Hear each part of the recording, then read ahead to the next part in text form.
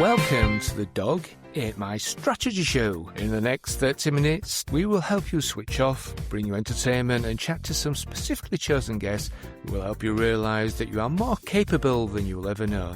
In each episode, we offer practical ideas for reshaping your career, enhancing your skills and building higher self-belief. Whether you're stuck, coasting or craving a new direction, this show helps you silence negativity and challenge your current mindset with a blend of inspiration, positivity and fun moments. So get ready for real stories, real mindset shifts and real change.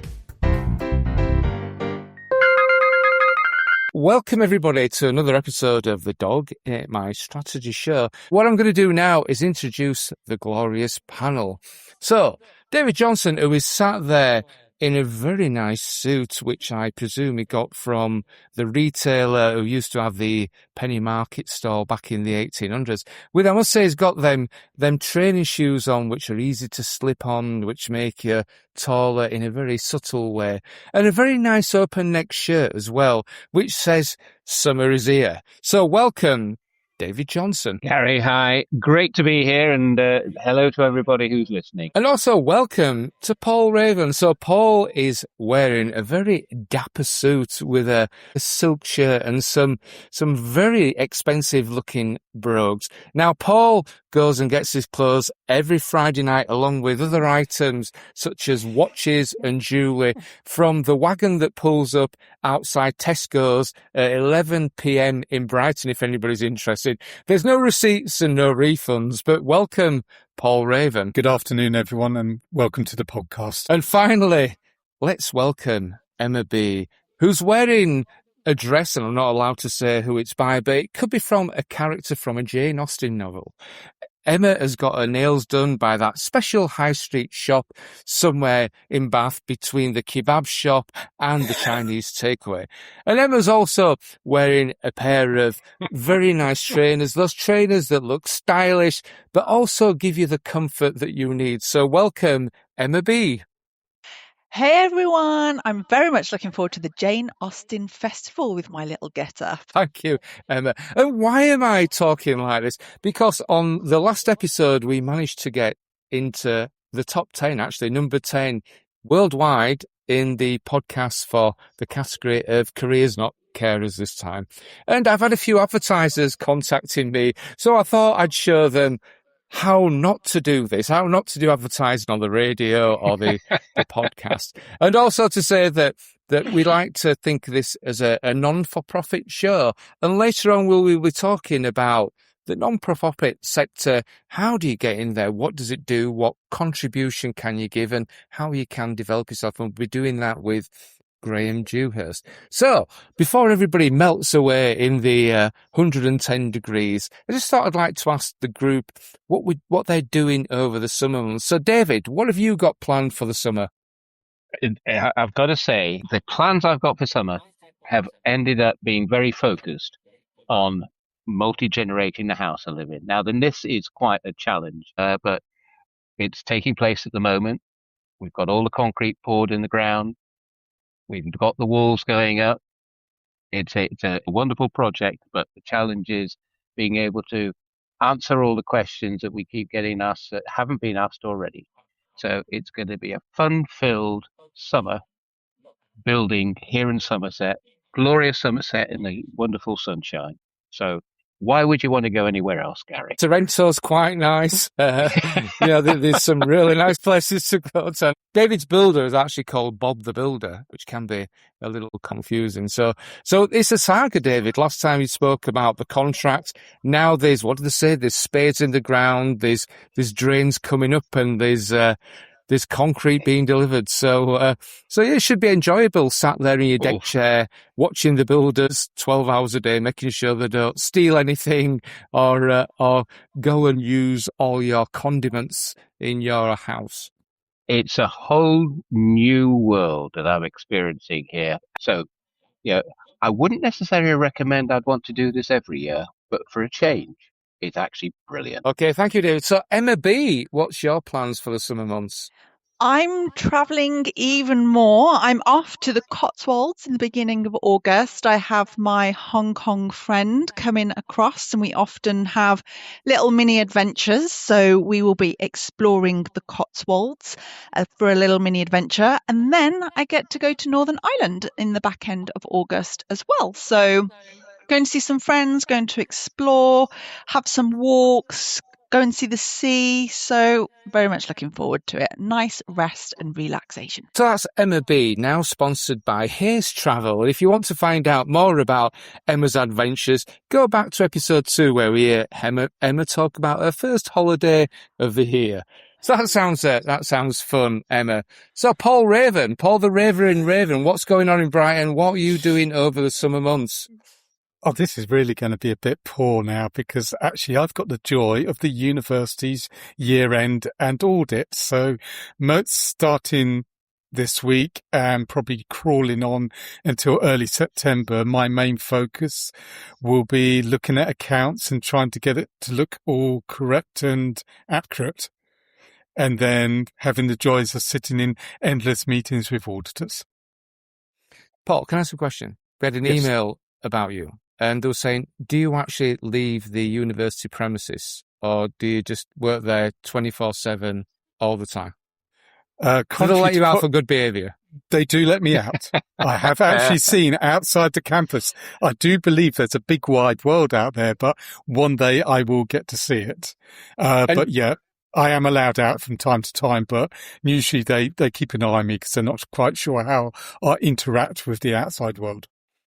When you're out in the outside world, do you go jacketless? Do you even, the jacket has come off?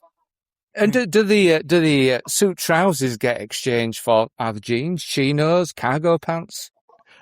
Chinos, yes, but I don't inflict shorts on the world because that would not be a good look. Okay, so there we are. Paul Raven will leave the university for a few hours, maybe in his shorts at 2 a.m. just for a short stroll and then back to work, Paul. Well, I'm going to go see a few gigs. I did go to see a gig on Saturday evening. I think I sent everybody who was on the team an actual copy of a short video at the gig. So I went to see the Sex Pistols with Frank Carter. So the Sex Pistols were obviously a band from the 70s, very notorious. They only ever had one LP. Now, what I did is, before I went, for 4 weeks before, I actually got myself into shape for this gig because I've actually seen how wild it can be, especially near the front. So what I did every day, I've been doing some wall sits. I've been doing sort of a quick 1.5 mile run. I've done some body strengthening just so I could actually go in the mosh pit at the Sex Pistols concert. And I did. I managed to go there. I managed to stay there for 1 hour and 15 minutes. There were lots of people my age. Some people managed 5 or 10 minutes, but I was really proud that I managed to stay 1 hour, 15 minutes at the front in a crazy audience at the Sex Pistols featuring Frank Carter. So there you go. So let's bring on today's guest.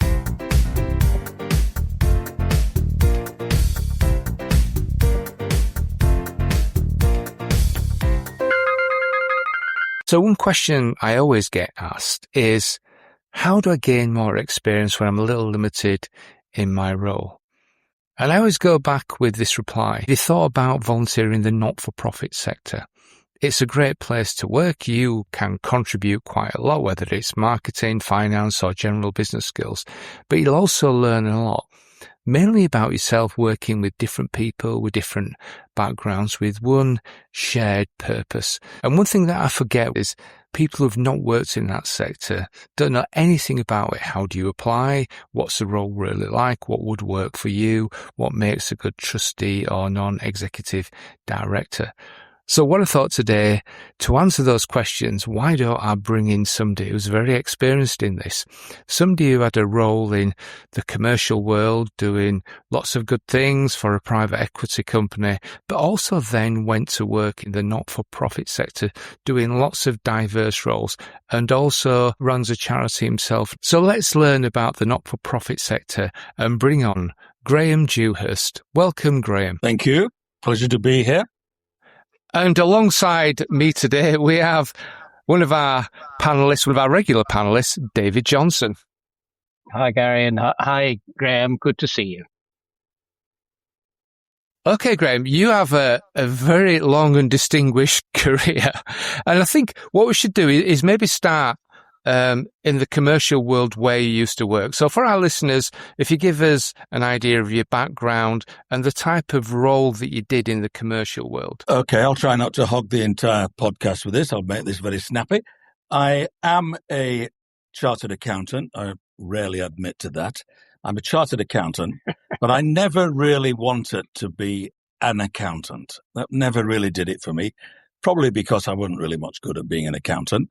And so when I qualified, fairly shortly thereafter, I decided that, well, accounting, not really for me, but I'll have a go. It might be interesting to have a go in the investment world. And so it was a emerging world then, particularly private equity was. And I joined what then became, it was ICFC at the time, it became 3i, which is a FTSE 100 company.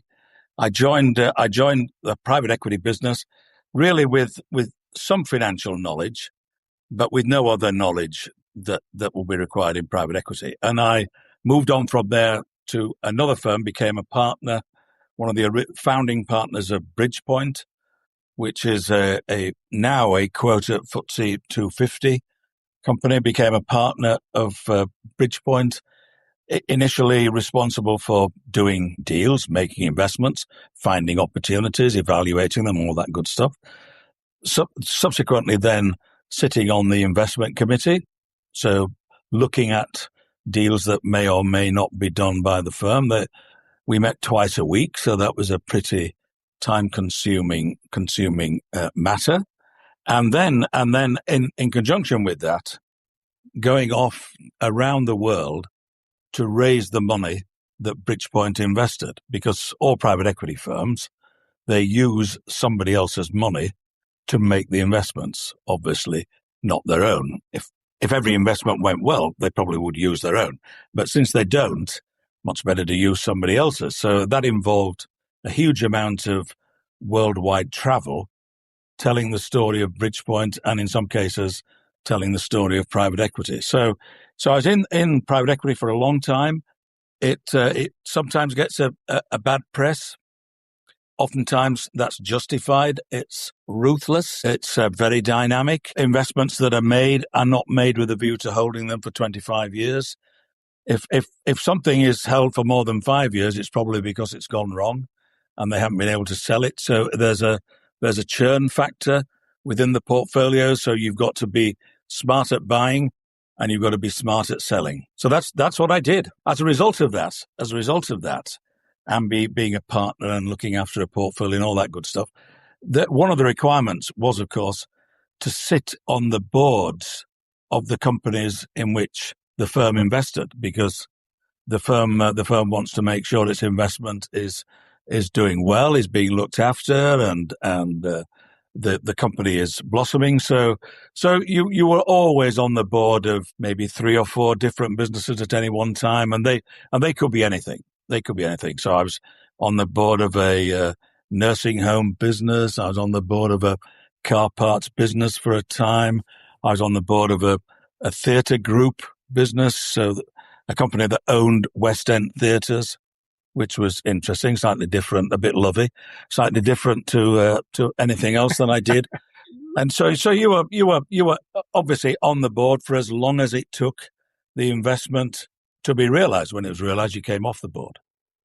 And what would it like being a board member? I mean, what were your role? Did you sort of have to see the investment growing, and could you make decisions on where they were spending that investment, or were it more of a sort of silent partner? No, it wasn't silent. Of course, you're speaking for the money. That was the big difference. So you were on the board, but you were representing the money, and that gives you a huge amount of clout. And particularly in a business that it's either growing and wants to make an acquisition. Well, where's the money going to come from? Well, it's going to come from you. So you've got to be all over that. You may want to sell part of the business, and where's the money going to go to when it's realized? It's going to go back to you. So you had to be involved in all aspects of the business. If it was underperforming, of course, That was a different skill set. So you had to figure out why it was underperforming and what you were going to do about it. Oftentimes, working with the chairman, it was usual to bring in a third-party chairman and then work alongside the chairman and the executives. So just going back, so when you were on the board, let's talk about the theatre groups. Were there any like big shows that you said, yeah, let's go for that? Or were there any big shows that you said, that's never going to work? Well, I think what's clear in the theatre world, is my one memory of the theatre world, is that it's all a bit random. So we definitely did not have a say, nor would we want one, in which shows went into which theatres.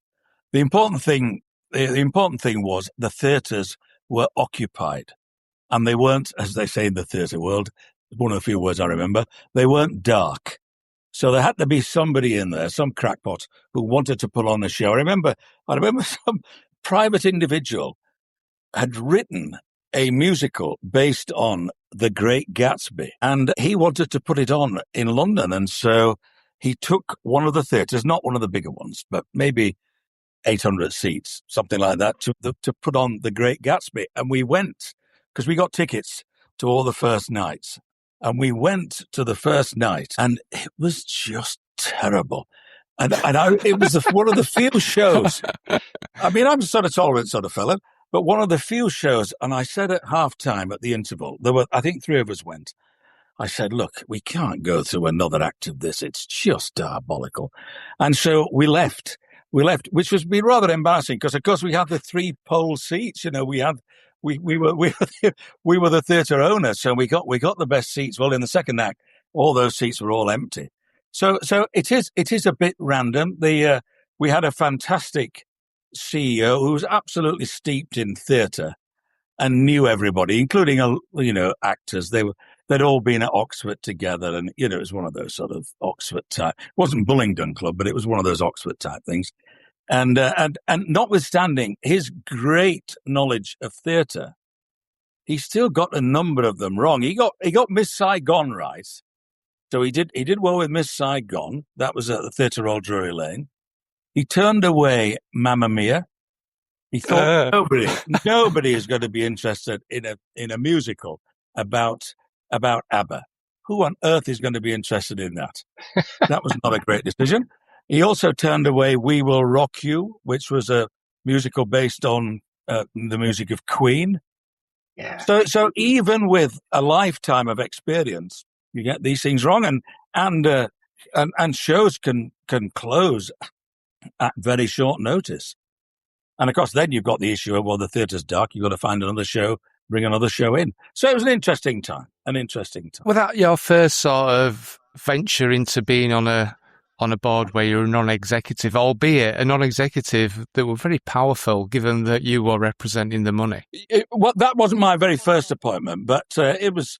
I mean, I don't know how many I did over the years, but it is a powerful position. It is a powerful position, and you go into it, of course. You go into the investment, and therefore you go on the board with a plan.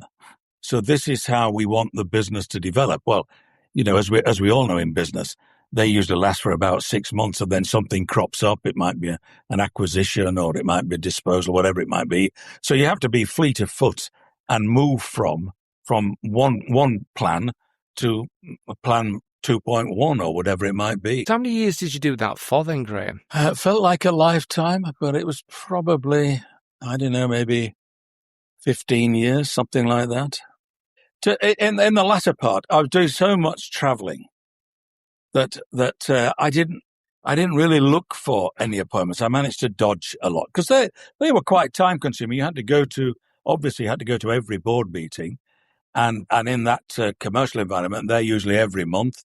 They were not always local. I was on the board of a car park business in Sweden, so I have to fly up to Sweden every month to listen to the car parking story.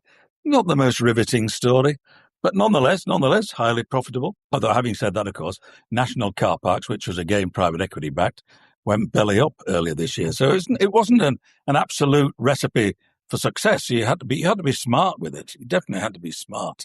So probably about that. And then I tried to, as I did more and more traveling, I did less and less on the boards. I just couldn't be certain that I'd be there. You obviously got to a point where you retired, and then you obviously went into the not-for-profit world. So before, well, actually, Gary, I took the first couple of not-for-profit appointments while I was still a partner at Bridgepoint, because you could do that. You could do that. You know, I'm not sure it was absolutely encouraged, but as long as it wasn't a massive time sink, you could do that. So I think I did my first couple of those whilst I was at Bridgepoint. The first one was the Alzheimer's Society, and the second one was probably Northern Ballet, which is, as the name suggests, a ballet company.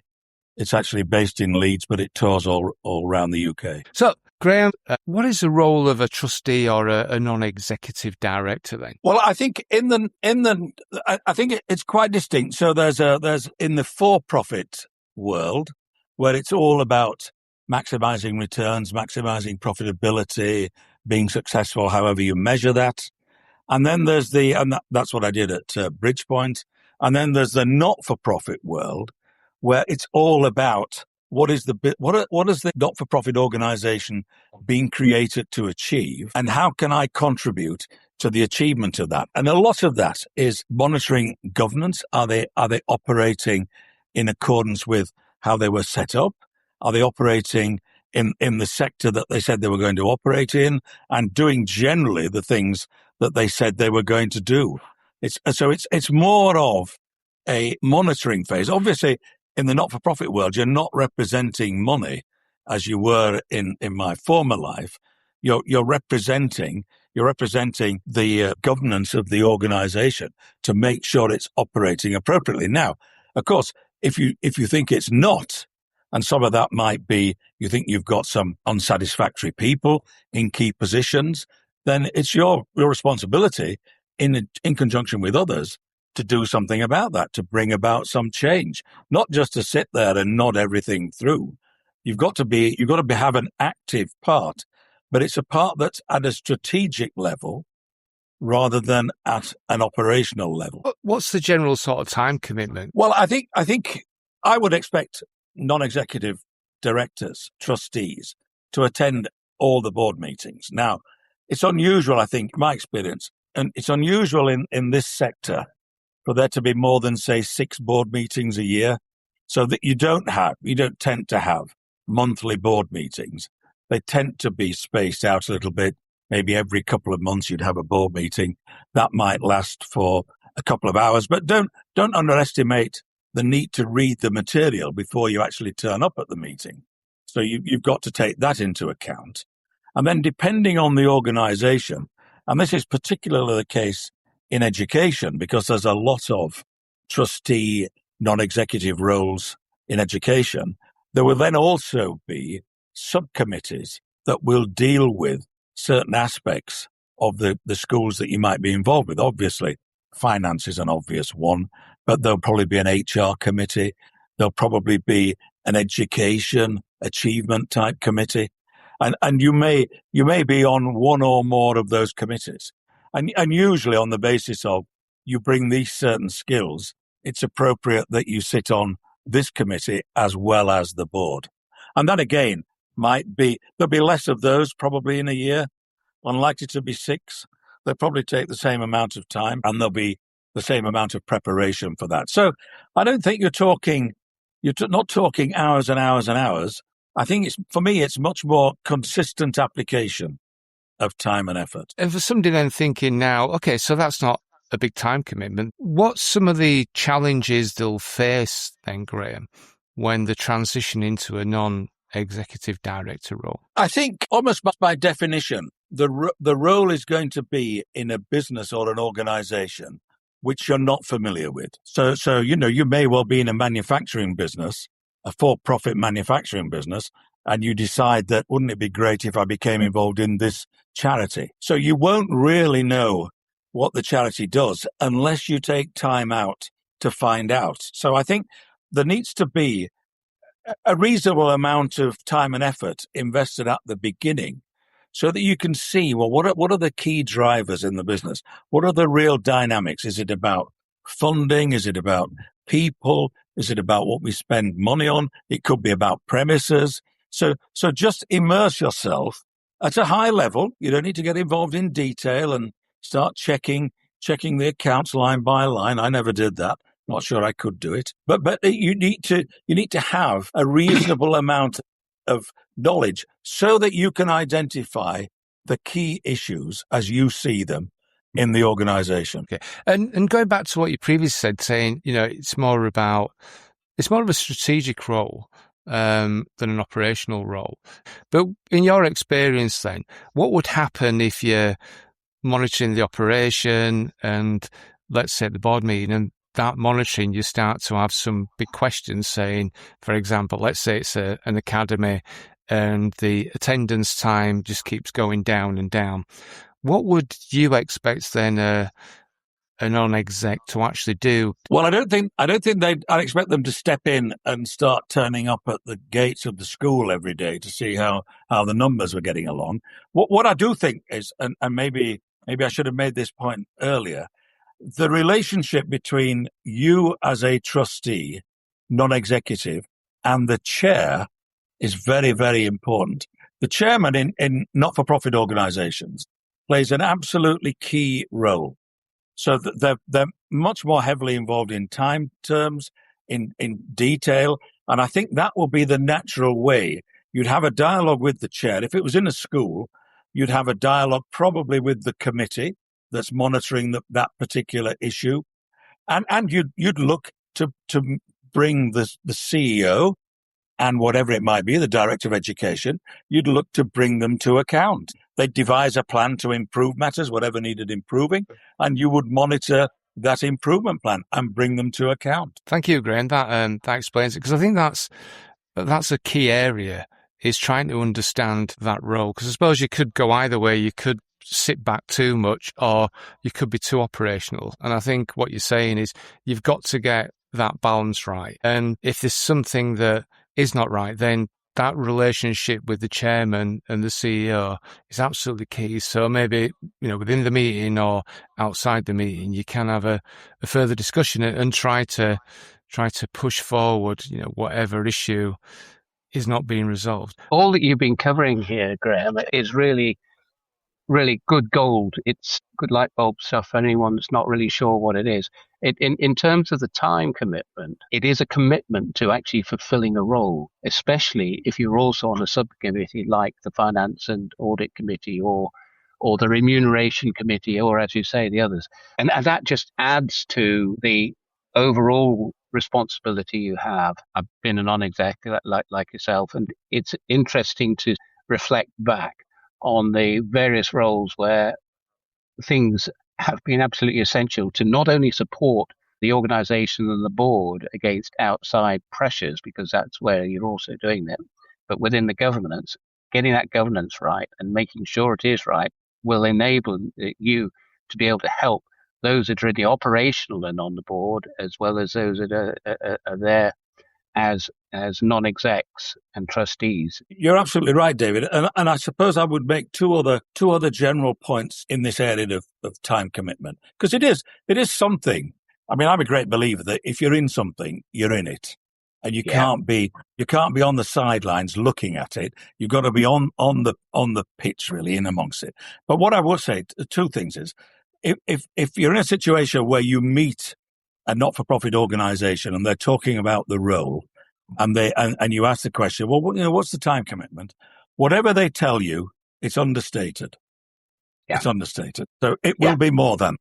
It will be more than that. A little bit like, when the doctor asks you how much you drink in a week, they know full well it's going to be understated. It's the same principle.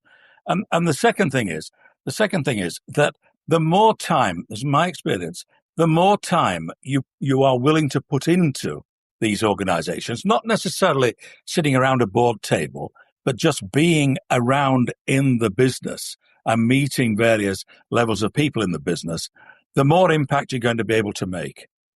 And I've seen lots of examples of trustees and NEDs who had no involvement from one meeting to another, and they didn't have much involvement at the meeting. Now, it's never going to be satisfying for them. It's never going to be helpful for the organization. You have to commit to be in it. We had a situation in a multi-academy trust where I was a trustee, where a number of the other trustees had never actually been round, visited the schools. Well, when we were talking about a particular school, it was rather difficult if they'd never been there. But, they have other jobs, they have time commitments, but that is just, it's part and parcel of having an involvement.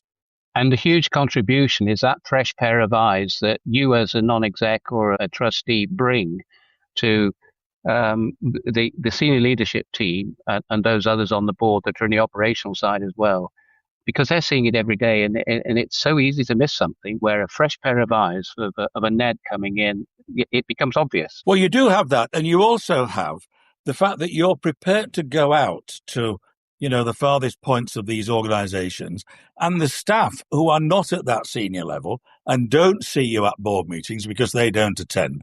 They see that, oh, look, here's a trustee, here's a director who's taking a real interest in what we do, not just turning up to board meetings. And I think there's a real intangible benefit of doing that as well. I don't know whether it's appropriate for Gary, but I do have three little tests now that I contemplate before saying, yes, this is something I think I could get involved with.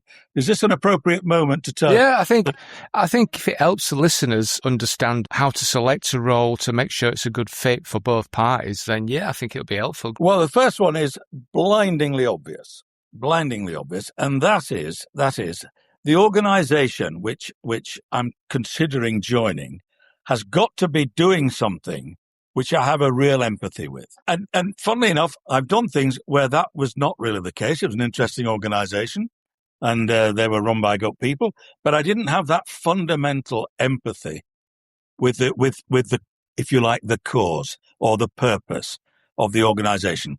With the ballet, I like ballet. I almost trained to be a musician, but then got cold feet when it came to having to play the piano because I was not much good at it. So I was very interested in ballet. So that's requirement number one. It has to be something, an activity where you have a real empathy. Number two is you've got to feel, not just be flattered because you've been invited to join something. That's always a nice feeling. But you've got to feel that you've got something to bring, something to add. You don't want to be the fourth accountant on the board because there are already another three. What skill base am I bringing that might be helpful for the organization? And don't fool yourself. Don't fool yourself that you haven't got skills, because you will have. You'll have huge skills, but if they're replicated elsewhere, then it may not be the greatest use of time. And the third is, and now here's a bit more of a touchy-feely one, you've got to like the people. And you've got to start with the chair, because as I said, in these organizations, that's a very influential position. And start with the chair and the CEO. And if you were going into one of these roles, say with a finance background, it will be helpful to like the CFO as well. That will be quite a good place to start. Like, as in, you'd respect their ability. They don't have to be, your new best friend, but you have to have a mutual respect for each other's abilities. So I sort of, in my mind, I don't necessarily write them down on a spreadsheet, but in my mind, those are the three things which are going through my mind when I'm contemplating whether I should get involved with this or that or whatever. Yeah, that's really useful. I mean, it's the same principles when you're going for a job, and you've got to treat it exactly the same. It has to be about commitment. You want to make a difference. And you're going to have to put yourself out a little bit. I also understand that you set up your own charity as well. So I just thought it'd be interesting for the listeners just to hear a little bit about the charity. Well, I'm always happy to talk about the charity, so I'm very happy to do that. My wife died in April 15th, 2014, 12:50 a.m. Not that I can't remember these things, but it's obviously imprinted on me. And we had been married a long time. We were she was a child bride, and I was still in nappies when we got married, and therefore to be left on my own was a huge change. after a very long time together. And after about 6 months of generally wondering what to do, I had an idea, no more than that. And this was the idea. So there was I look back at my time at Bridgepoint, and we were, there were plans coming out of our ears and business plans and investment cases and all that stuff. I had an idea, and the idea was, I wonder if we could set up a charity with my wife as the figurehead, doing nice things, great things for young people in this part of the world. This part of the world I live in is North Kirklees. The listeners may have never heard of Kirklees, never mind North Kirklees. Kirklees is generally split into north and south, posh and not posh. North is the not posh, south is posh. So I'm from North Kirklees, which is not posh. Kirklees is based in Huddersfield. Even that might not strike chords with the listeners, but Huddersfield is in West Yorkshire, and beyond that I don't need to go. I put the idea to my sons and their partners, and we thought, yes, we should have a go at this. Why not? This could be fantastic. And so we set everything up. I'm cutting out the 12 months it took to set up. No, not 12 months, but about 9. And that's a huge paper chase. It involves the Charity Commission and banks and all that sort of stuff. And we set up the charity. It's called Let June, letjune.org, if everybody wants to go and visit the website. Letjune.org. June was my wife, so obviously it's named after her. She's the focal point of our organisation. And we launched in end of August 2015, told a story to the assembled guests. There were quite a few. I don't know where they all came from, but we did have the Deputy Lord Lieutenant there. I don't know why he was there. We had the High Sheriff, and I didn't even know what the High Sheriff was. Anyway, he was there, and there were various sundry other people. And I told this story of what we were planning to do, which was basically an absolute load of old eyewash, because I had absolutely no idea what we were going to do. I knew what we wanted to do, which was to help young people in North Kirklees. That was on that scrap of paper way back when I had the idea. But to actually move from that to then doing it was mission impossible. I didn't know how to do it. And we sort of scratched around in year 1 and somehow came across indirectly, so we didn't meet the young folks, indirectly about 20 young people that we could help. And we make 20 awards, which I think we were overwhelmed that we'd make 20. But we were never going to make any impact if we were only doing 20 a year. And so in that light bulb moment, of which there have been very few in my life, but here was one, I said to myself, well, how do we get in touch with young folks who might benefit from our involvement? How do we do that? I don't know lots of young people in North Kirklees, so how can we get to them? And the light bulb moment was, well, they spend a lot of time at schools. Well, let's go and talk to schools. And they can be our conduit to the young folks who we plan to help. So we set about doing that. That was quite a challenge, because some schools, I'm sure, when they heard charity in our name, thought we wanted them to run a coffee morning and a cake stall and all that sort of stuff. We absolutely did not. We have the money. We want the opportunities. So we did that, and we're now making about 100 plus awards a year.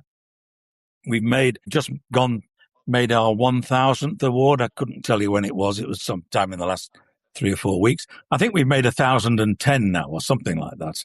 I should have a much tighter handle on the numbers, but I don't. And it's been an amazing time.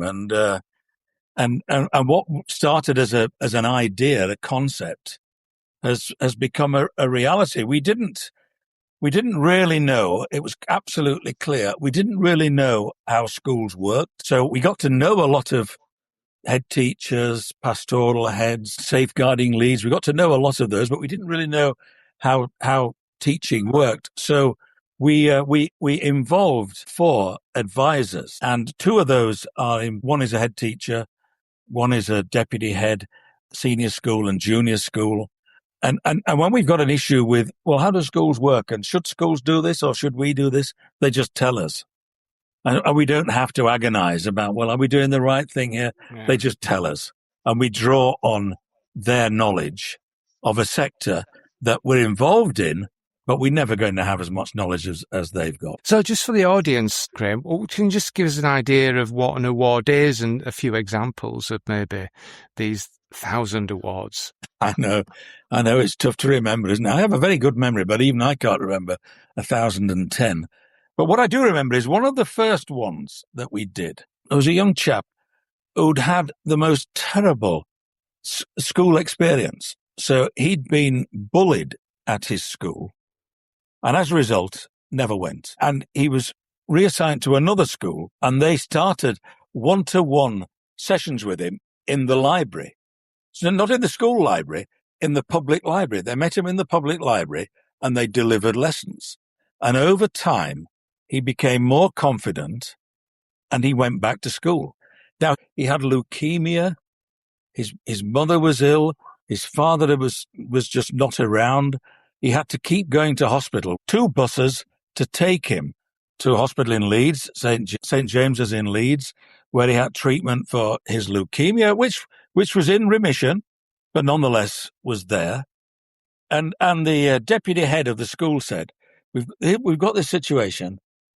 And the young man, he's absolutely obsessed with photography. He's obsessed with photography, but he's only got his phone, and he takes pictures with his phone, and he's got a real talent for it, but he's just got his phone.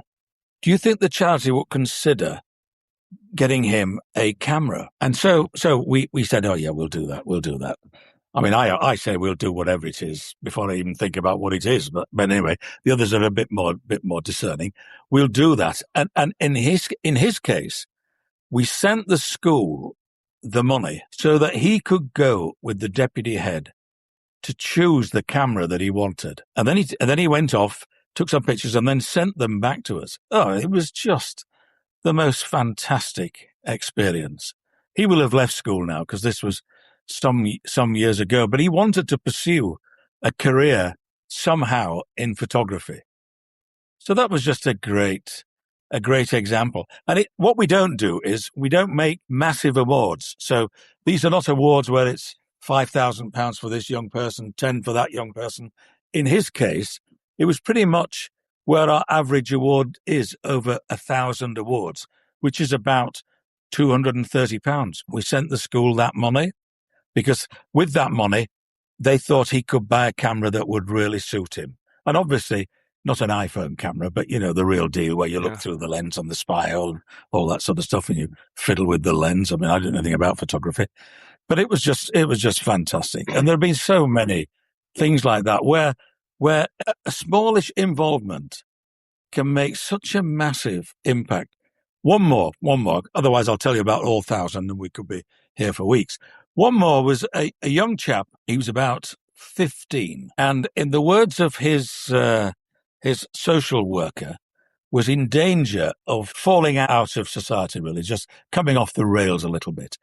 And this social worker, he was a retired policeman, had introduced him to the Army cadets. And he'd gone to the Army cadets and thought it was just fantastic. And it was absolutely transforming him. And the Army cadets, the base, which was in North Kirklees, would provide him with his uniform, his khaki uniform and all that sort of stuff. But the provision didn't extend to boots. And so the request was, would we buy this young chap a pair of presumably hobnail boots, I don't know, whatever Army personnel wear, would we buy him a pair of boots to complete his uniform? And we did that, and it was less than £50. But we did it. We were there at the moment he needed the boots, and we did it. And I think that's the key, one of the key drivers in what we do. It's the fact that we're there at the moment of need. And we don't need to provide huge amounts of money. It would be great if we could. Well, we can't. But what we can provide is what's needed at that moment in time. Well, it sounds like an absolutely fantastic charity. Graham and I shall put some of the details in the actual podcast episode. So one last question, Graham. looking at your commercial role and then not-for-profit, what's been most enjoyable, working in the commercial world or working not-for-profit and doing the charity work? Well, I do usually round up my charity presentations. I don't do many now because we've been to most of the schools in North Kirklees. That I usually round up by saying this, and this is absolutely true. Both parts of what I'm going to say now are absolutely true. The first bit and the second bit. And you can make your mind up which bit takes precedence. But what I do say is the charity, so letjune.org, the charity has been the best thing that I've ever done. But I quickly follow that up with the second part, which is, but I've never done anything. So actually, it hasn't got anything to beat because I've never done anything. But if I had done something, the charity will be better than it. I think that is not true, Graham. I think from reading your resume and talking to you, I think you've done lots of things, whether it's been in the business world, helping lots of businesses grow, and I know you've done a hell of a lot of work in the not-for-profit sector. I'd like to thank Graham Dewhirst as we're coming along today and talking about the non-for-profit sector and what it takes to be a trustee, the type of activities and what makes a good trustee as well. And also, Graham, thank you for telling us about your charity as well. I think it's important to know that there's lots of people out there still trying to help, especially young folks who need help these days. It's not an easy world to live in, and some people haven't had easy upbringings. So it's great that there's people like you, Graham, trying to help young people. Thank you, Graham Dewhirst, and also thank you, David Johnson, as well. Gary, thank you. Thank you.